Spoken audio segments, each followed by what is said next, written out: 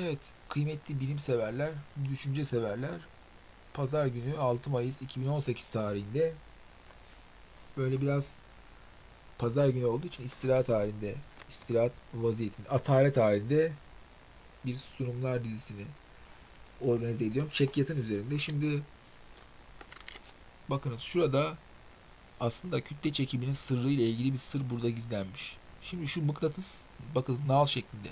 Nal nal topluyor aslında. Şimdi nal oradaki metal cisimleri topluyor. Topluyor ama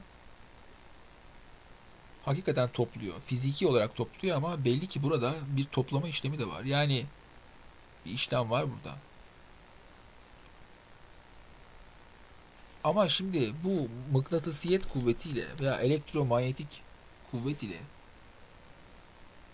kütle çekiminin kuvveti bir düşünüldüğünde bir de şu mıknatısın asıldığı bir ip var orada bakın. Şimdi o mıknatıs kendi kuvvetini icra ediyor ama bir de onun asıldığı bir cisim olarak bir kütledeki bir kütleye haiz bir cisim olarak mıknatıs da bir ipe asılı ve o da bir adeta şakül vaziyetinde duruyor. Şimdi demek ki onu çeken kuvvet, kütle çekimi daha aşkın bir kuvvet ki onu hepsini birden çekiyor. Şimdi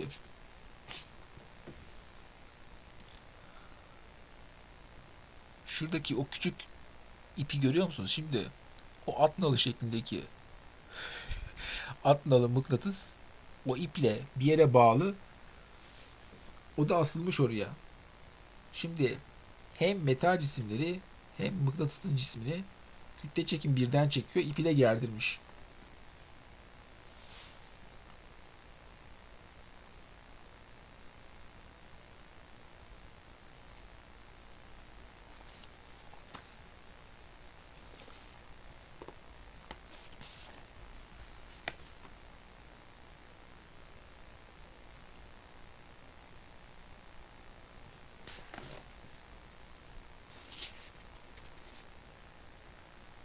Şimdi şu toplara dönersek dünyayı bir portakal gibi tasavvur edersek portakalın şurasında duran bir çocuk daha küçük bir portakalı bıraktığı zaman yatay veya düşey veya açılı bir hareket değil aslında. Kürenin çeperinden merkezine doğru tasavvur edilmiş ivmeli bir hareketi biz düşünüyoruz. O cismin de bir ağırlık merkezi varsa belki ağırlık merkezi demek dahi uygun değil. Ona bir düzgün bir karşılık, Türkçe karşılık bulmak lazım. Center of Gravity. Şimdi Arşimet'in kitaplarında Center of Gravity diyor ama Türkçe kitaplarda ağırlık merkezi diyorsa sanki o da hatalı. Başka bir şey bulmak lazım ona. Şimdi burada ağırlığın izafi oluşunu ortadan kaldıracak ve kulağa tırmalamayacak bir karşılık bulmak gerekiyor ona. Gravity'yi cazibe merkezi. Şimdi cazibe merkezi desek ağırlığı acaba şeyden mi? Cazibe merkezi deyince şimdi ticari dilde bir alışveriş merkezi cazibe merkezi olarak Türkiye cazibe merkezi olacak. Veya Türkiye turizmin cazibe merkezi olacak falan gibi daha böyle popüler şeyler oluyor. Cesamet merkezi mi desek? Cüsse. Cüsse merkezi. Gravity. Cüsse merkezi.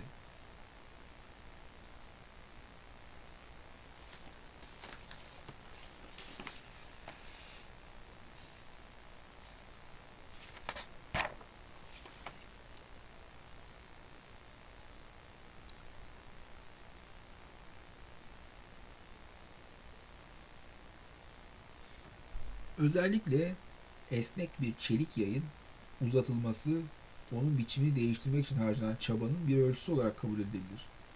Uygulamada bir kuvveti ölçebilmek için şöyle bir metoda başvurulur. Tatbik edilen bir kuvvet tarafından yay üzerinde gerçekleştirilen uzatılma, örnek ölçü olarak alınan belirli bir kuvvetle karşılaştırılır. Elinize aldığınız bir kitabı bırakıverirseniz yere düşer. Bu durum bir hokkanın, bir silginin hatta başka bir cismin de aynen başına gelebilir. Bu olaylar bütün cisimlerin yer tarafından çekildiğini göstermektedir. Sadece yer mi?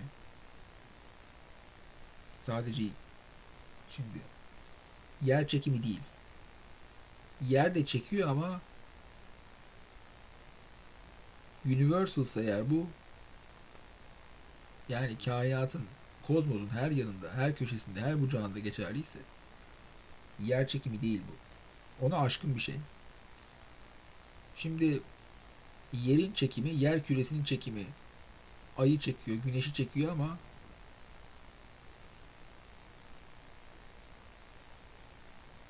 şimdi dünyanın küresi, ayın küresi güneşçe çekiliyorsa, onun merkezi noktasına çekiliyorsa, yani yörüngesinin odak noktalarının birinde güneş varsa, şimdi burada yerin çekiminden ziyade güneşin çekimi var. Ama şimdi güneş sisteminin bir bütünün de Samanyolu'nun kollarında bir yerde durduğunu düşünürsek ve onların da bir yerde kozmik ölçeklerde ufak kaldığını düşünürsek, burada esas olan universal gravitation, yani kozmik kütle çekiminin kütle çekiminin kozmik kanunu.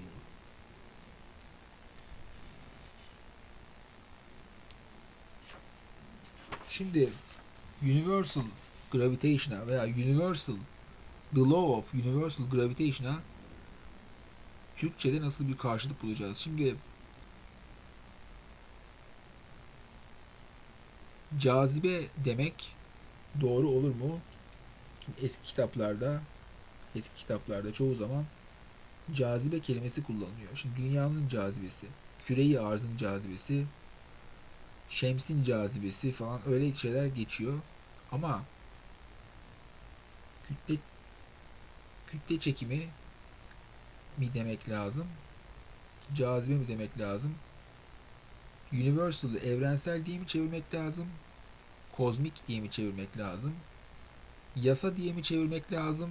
Kanun diye mi çevirmek lazım? Şimdi bence burada şöyle düşünmek lazım. Öncelikle düşünmemizin metodunu berraklaştırmamız gerekir. Hangi kelimelerin kullanılması doğru olur, hangisi saçma olur? Şimdi saçma olanları burada elemek lazım. Şimdi yasa, anayasa gibi olduğu için yasa kelimesi kullanılmamalı. Çünkü yasa daha toplumsal bir şeyi çağrıştırıyor. Yasak gibi. Yasanın yasakladığı. Şimdi kanun kullanılmalı. Şimdi kanun yasanın ötesindeki bir tabii olgu. Yani toplumsaldan bağımsız bir şey o. Kanun denmeli. Bir de kanun bir musiki aleti olarak müzik ve ahenk fikrini ihtiva ediyor. Yasada o yok. Yasada kakofoni var.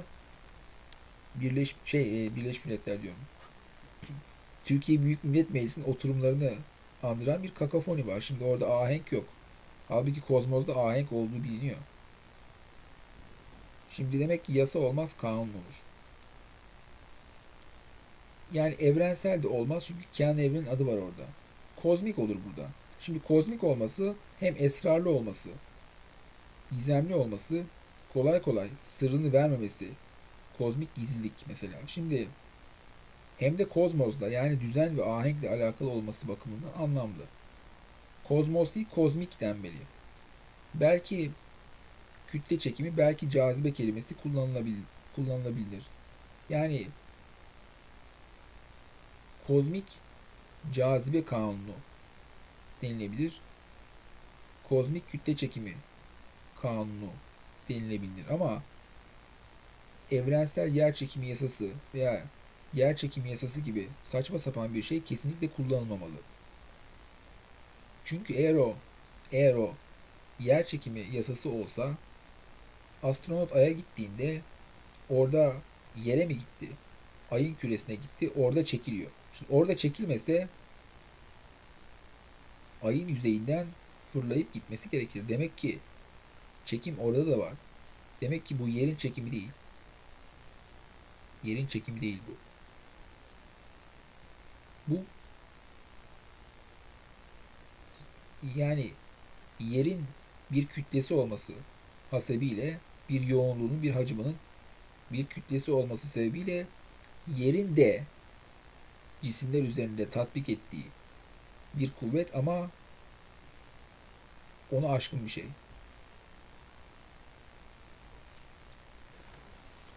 Şimdi yerle alakalı olmadığı şundan da belli ki kuyruklu yıldızların yörüngelerine bakıldığında da odak noktalarının birinde güneşin olması ve yörüngelerinin öyle ölçüde egzantrik olması ki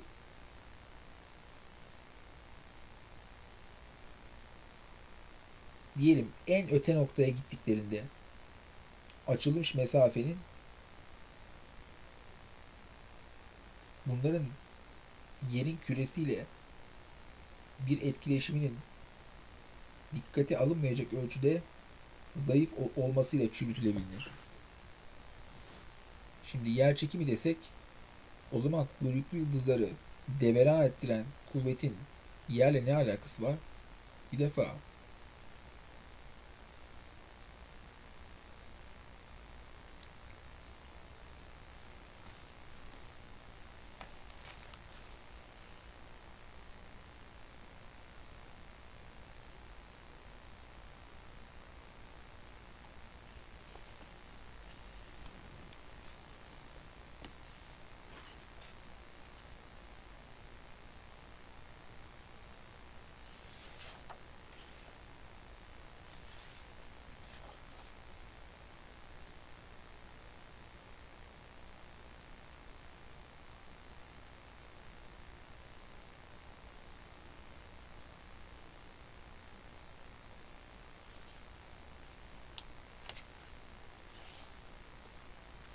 şimdi demek ki anayasayı çağrıştıran yasa kelimesi yasaklanmalı, kullanılmamalı. Bu konuda yer kelimesi kullanılmamalı.